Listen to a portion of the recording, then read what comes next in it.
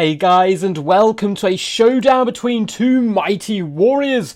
It looks like we have an ODM showdown as Loopy takes the forces of the Wood Elves up against Saphir and his Bretonnian forces. Two top tier tournament players. Whenever Loopy sends a replay featuring the Wood Elves, you know it's going to be an absolute stormer. And he has gone for a very classical way of playing Wood Elves. It is indeed the triple Waywatcher gambit. So we have 3 units of the Waywatchers with a little bit more fanciness to the Glade Lady than normal. She's on top of a mighty eagle soaring through the skies. And of course, you have the traditional prey of an Arthramer. You drop it down on something, it gives it minus 22% missile resistance and pins it in place. And then your Waywatchers just absolutely dumpster whatever it is. Doesn't matter if it's a dragon, if it's a unit, if it's a character, it's gonna die. We also have a spell swing of life riding absolutely dirty on her eagle with both her legs kind of dripping over one side. Coming in with a humble Earthblood and Awakening Wood. Apart from that, the main battle force is going to be made up of Eternal Guard, dotted throughout in a rather kind of staggered formation, giving nice little pockets of safety for the Waywatchers to fall back into. And then we have triple Wild Riders with shields. I've spoken about these guys a lot recently on the channel. One of my favourite units, the most hard-hitting light cavalry in the entire game. Definitions of glass cannon. Really fun Wood Elf build. We're going to have to see how it does play out. But yeah, very traditional way of using them. Which is nice to see because we've seen a lot of new styles from the Wood Elves. It's always good now and again to go back to the old school classics. As for Bretonnia, they have a very classical unit in the front lines. The absolutely miserable, lifeless peasant mobs. These guys are brought to the battlefield for one reason and one reason only: to absorb damage, take shots to the face, and die in the name of the lady. With a load of peasant bowmen in the back line, a bucket ton in fact. These guys, very cheap, good value for money. We have a mixture of the regular ones and pox arrows, and then a ton of knights as expected. Knights of the Realm as well as Grail Knights dotted all the way along the back lines. Nice stuff there. So it looks like 2 Grail Knights and then a load of Knights of the Realm. As for the main little core of any Bretonnian build at the moment, it is going to be the classical double Paladin, mixing with the Fey Enchantress, doing her best Spellweaver impression on top of this mighty and majestic unicorn. It looks so weird, it looks kind of old, but also majestic at the same time. Coming in, of course, with Favour of the Fey, Arcane Conduit, Shield of Thorns, and Earthblood. Should be a really fun showdown. This is typically a bad matchup for Wood Elves. It's certainly got far better in the recent patches and DLCs and so forth for Wood Elves, but we are seeing an old school version, only units from the base game. Should be fun to see. So it looks like the Glade Lady has swung up over top of the peasant mobs for now, starting to rain down a little bit of fire onto these peasant bowmen, doing some really nice damage on them. What on earth did so much damage? Oh, the Waywatchers, my god, I thought the Glade Lady had managed to somehow burst down the peasant bowmen, but no, here comes a salvo from the Waywatchers, now aiming at those Knights of the Realm, doing some glorious damage as many of these Knights are penetrated by arrows and fall crumpled to the ground. We are going to have to see an Earthblood go down on the peasant bowman, which you don't often get to see terribly, you know, it's... Normally you want to drop Earthblood on like these elite knights and stuff, but the bowmen are so key in this matchup, you really do want to try and protect them wherever possible. Wild Rider is going to be getting a little bit cheeky here and charging into the peasant mobs. Nope, they are going to fall back as it looks like the bowmen are back online, ready to loose arrow after arrow into them. And then Awakening Wood does come down. Does some okay damage, nothing too crazy. Will at least slow down those peasants and hopefully break them off the field for a short duration. Knights of the Realm are currently taking damage on the approacher, not having a good day so far by the Bretonnians. Another volley is loosed into the rear there of the Knights of the Realm, once again doing good damage, but these triple Waywatchers are going to have to pick apart so many targets. They need to kill the bowmen, they need to kill all the knights, and it looks like the Wood Elves are going to be retreating at the moment behind their mighty shield wall, allowing the Wild Riders to be the first form of defense. And the best form of defense is attack. They're driving towards the Bretonnian forces, bounding and leaping into the peasant mobs, flinging them back, slaughtering them and cackling before having to desperately fall back. But they're taking considerable damage. Fire arrows are raining down from the sky, as well as the regular ones and poison ones. Wild Riders having to get an Earthblood, having dropped 2 of their models. Not getting too much value from that charge either on those peasant mobs, but it does stall the Bretonnian advance a little while longer, buying more and more time for those Waywatchers to continue to rain in death from afar. Knights of the Realm really unhappy at the moment as the peasant mobs now start to focus down the Waywatchers, which of course is going to be a very, very cost-effective trade for the peasant bowmen. Another Awakening Woods goes down, doing some pretty decent damage to the peasant bowman. It is going to be followed up in a 2-1 punch with a load of Waywatcher fire raining down. Peasant mobs are going to be wavering and maybe just about stabilising. Looks like they are going to stay and fight. Eternal God, on the other hand, deciding to fall back, trying to make a bit of a distance between the knights, archers, and peasant mobs so these Wild Riders can finally start cycle charging the front. But it looks like they are struggling to do that a little bit. Good organised pressure from the Bretonnians so far, which is what you expect from such an elite player. Wild Rider's going to bound into this left-hand flank. Eternal Guard are here to support as well. Double Paladin and Fae coming in to say what's up to those Wild Riders and do some really lovely damage, although it looks like the Fae has been hit by a brave enough Raymer, and one good volley absolutely destroys her health. Shield of Thorns is active, as well as Arcane Conduit, but another big fat volley coming in, and there's no way the Fae is going to survive this. Minus 115 leadership. She is shattered in a matter of seconds. That is the risk you play when you go dangerously aggressive with your Lord up against the Wood Elves. However, things look to be going pretty badly for the Warriors and the other parts of the battlefield. Knights of the Realm are slowly whipping their way round into these Waywatchers. Other Knights are in the back line. Eternal Guard getting bogged down by peasant mobs, allowing Knights of the Realm to reave through the back lines, and all of the Waywatchers come together, being shut down by a single unit of Grail Knights, and Earthblood's going to come down to try and save these guys as Eternal Guard desperately heave as they jog over to deal with the Grail Knights. Wild Riders as well do bound in, but that is going to build more gaps for more Knights to once again pour in, and all of a sudden the Waywatchers are all heavily offline. That is terrible news for the Wood Elves, despite the really nice catch on the Fae. Glade Lady popping down here, trying to help deal with the Ground Knights, but they'll happily snap her up as well. A second Eagle it does fly over, and it looks like both the Wild Riders on their suicide charge in to shatter these peasant mobs and deal damage to Knights of Realm have been slaughtered. They're routing. They should hopefully return, but the peasant archery line is well and truly functional, doing massive damage to Eternal Guard, and we have a horrendous big blob match in the back here, which will slightly favour the Wood Elves due to these Eternal Guards, who are now saturated in on top of all of these Knights, and with the Fae having died, the leadership is relatively low on the Bretonnian forces, and a ton of their troops are starting to evacuate the field of battle, which is very good news for the Wood Elves, but likewise, double Waywatchers here are running, and it looks like they are going to be done with. Spell Weaver of Life as well as Glade Lord, though, are comfortable at the moment. They don't want to duel these double Paladin. Let the Eternal Guard do that. They need to float back here and put some pressure on the enemy. And good job by Loopy getting into Eternal Guard, driving back the Peasant Bowmen where possible. So much of the Bretonnia force is wavering, simply due to that leadership troubles they are indeed suffering from. Wild Riders clattering up against Knights of the Realm do start to suffer, but in come the Eagles for support. And it looks like they're going to be pecking the eyes out from some of those horses and pulling down the Knights. One Paladin has once again been hit by the prey of an Raymer. However, there is no longer any Waywatcher fire to really follow up on this. Second Paladin is going to remain as a bodyguard, at least for now. But the Wood Elves, with their beleaguered forces, only Eternal Guard left and a couple of units of the characters who are a little bit beat up themselves, Spellslinger not looking too healthy, are now having to drive back as many bowmen as possible. Their Eagles swooping down. Oh, the puffs of blood, mud and muck as the peasants explode in a real concoction of naughtiness. Glade Lady is going to be whipping her bow out as well, aiming at those Paladins, trying to do some decent damage from the skies when she gets back up in the air. Paladins now floating up to this right-hand side, trying to rescue as much of the situation as possible. The Spellslinger is going to be eating up these peasant bowmen, not having a good time. Eternal Guard in the distance as well, chasing down bowmen, but this will force the Wood Elves to get rather spread out, and that may allow the Paladins little pockets of strength where they can rally the peasant bowmen and once again get back into the game. Balance power is dead even so far, and it looks like the flying core of the Wood Elves is deciding to give up the chase on the right-hand side, realising we can't catch all these bowmen as well as the Paladins. So let's float over to the left, get the victories we can physically know that we can guarantee, such as these peasant bowmen in the distance. We'll slaughter them, try and push that balance of power in our favour, and then we'll come back for the main fight a little while later. Peasant bowmen shatter despite having 43 models left in them. I guess they've just given up hope, seeing their Fae beautiful lady be felled early on. In distance, Eternal Guard doing some nice work onto those peasant bowmen there as well. Flying Eagles floating over into the back line. The peasants do lose a few more of their disgusting arrows. Looks like they're focusing down the Eternal Guard rather than the characters at the moment. And both the characters going after that Paladin in a 2v1 fight, using the prey to pin in the other Paladin so he simply can't come to the rescue, and trying to snipe out the opponent. The old school fashion way, when you don't have fancy bows, you have to just use your big, disgustingly aggressive Eagles. Coming in here, doing some really nice work, while the Paladin is given as good as he gets. He's simply too outnumbered at the moment. However, a load of the archers are now starting to rain in fire, and that is going to force the Glade Lady and Spellslinger back to retreat, but not before they do manage to break off the Paladin.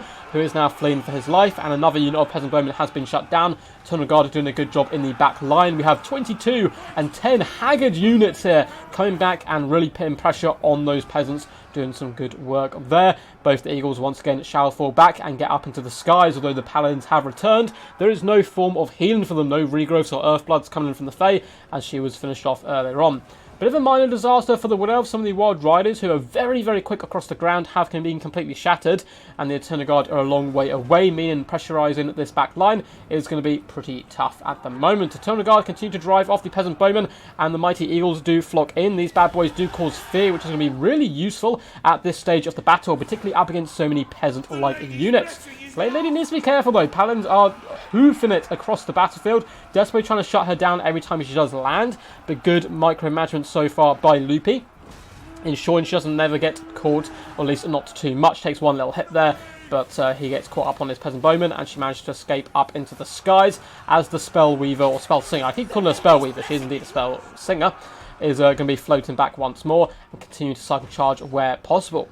Paladins relatively full health. This one on the left-hand side, the one on the right is far weaker, and once again they have been pulled apart and isolated in a desperate attempt to shunt down and hunt the leadership of the Wood Elves. And finding yourself isolated up against Wood Elves is never a good sign whatsoever. This poor Paladin is broken and running for his life once more, down to just a meager 140 health. He's certainly not going to be coming back and doing too much, but big problems all of a sudden for the Wood Elves. They are now surrounded by peasants, as well as 3 units of peasant bowmen, and they simply cannot miss, making so many connections, and they break the Spell Singer of Life, as well as the Glade Lady, who are both fleeing for their lives. Balance of Power is dead even at the moment. Some of the Eternal Guard have managed to rally, and there's a full health unit pretty much with 74 models still yet to come back into the fray, and 53, but the Paladin has rallied the brave troops of Bretonnia, forcing away the Glade Lady, who's in mass retreat at the moment. 420 health, just about can come back into the battlefield. Where is the Spell Weaver, or Spell Singer though? I keep calling her Spell Weaver, and determined to call her Spell Singer at the end of the day. And unfortunately, down she goes, filled with arrows. It's always a bad day when you see a fallen eagle. Luckily, the game does delete that for us.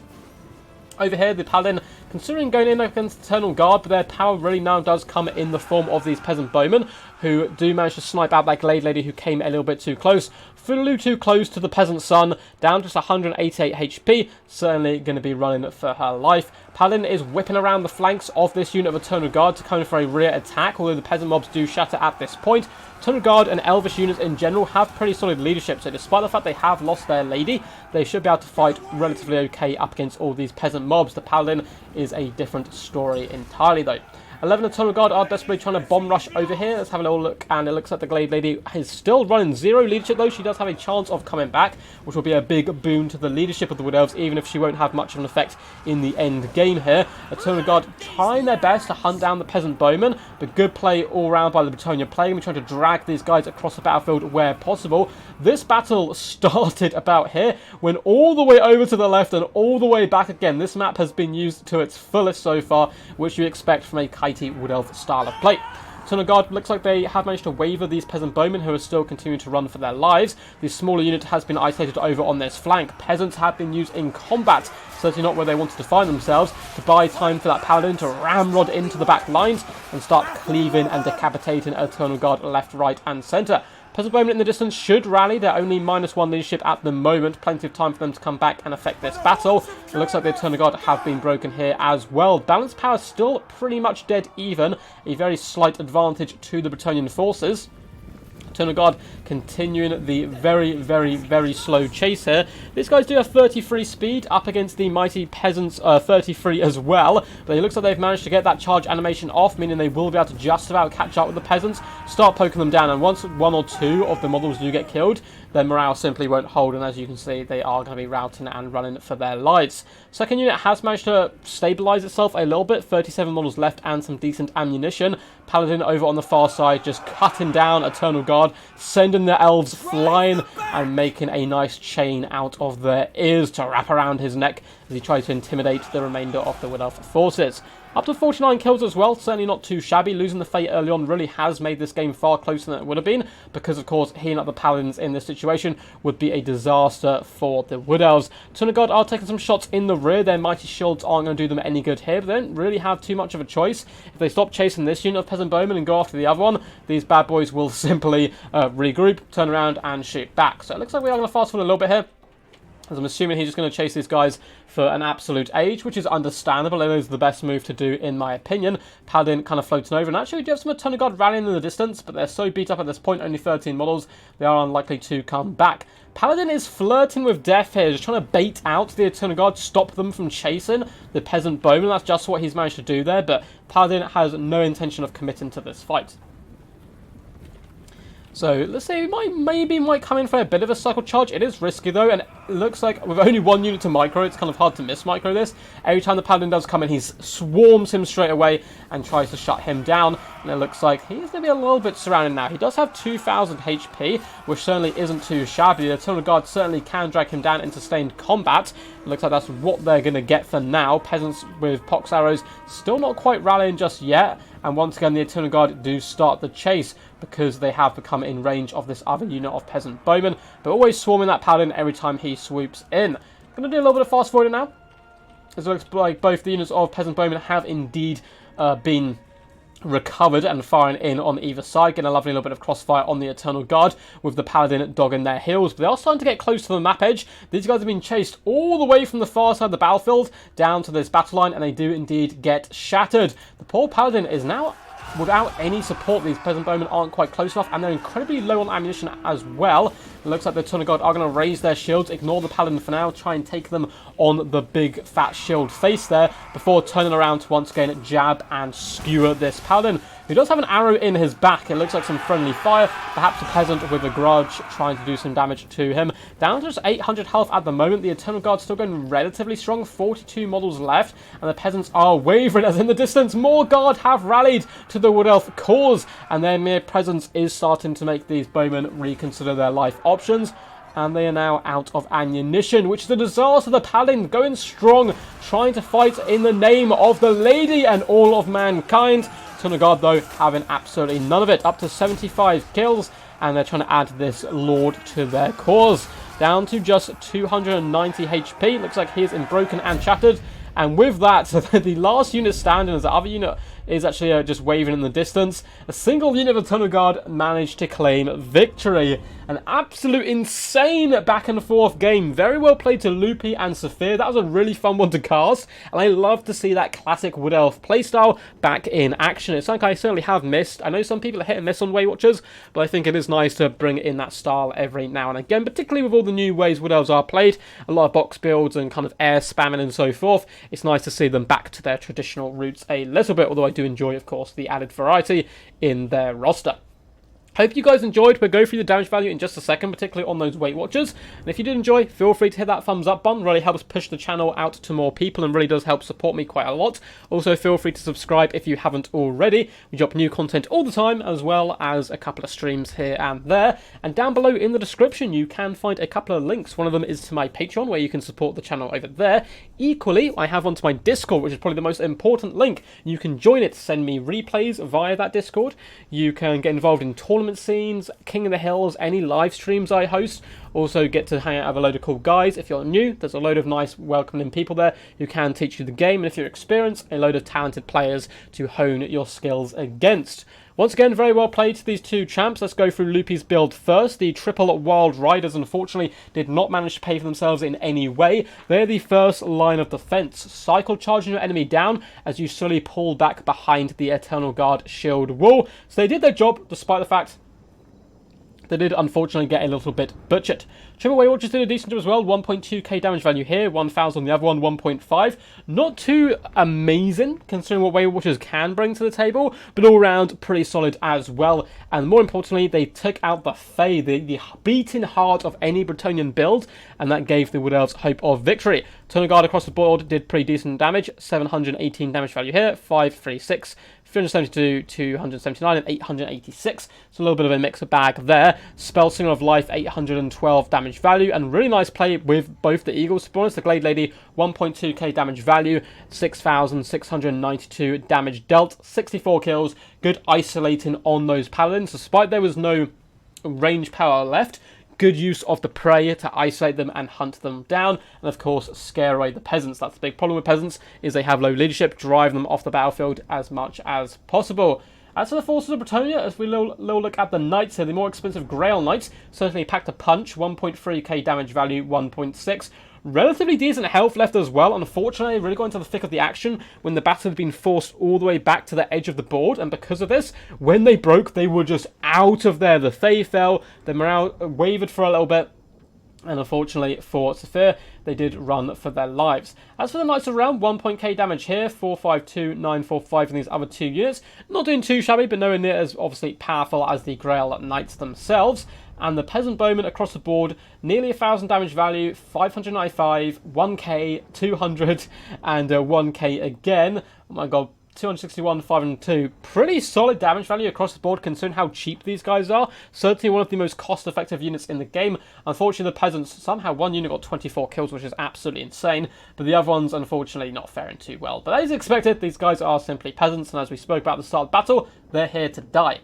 Though Paladin did a pretty solid job, 1.3k damage value, 737 on the other unit, and kind of holding together that Bretonnian force and fight back where possible. But without the Fae to heal them up, they are certainly no gods of war. And the Fae Enchanter is only 62 damage value and 1,000 volleys of arrows in her face. Bad day for the lady. Anyway guys, hope you enjoyed. Until next time, peace, and as always, stay awesome.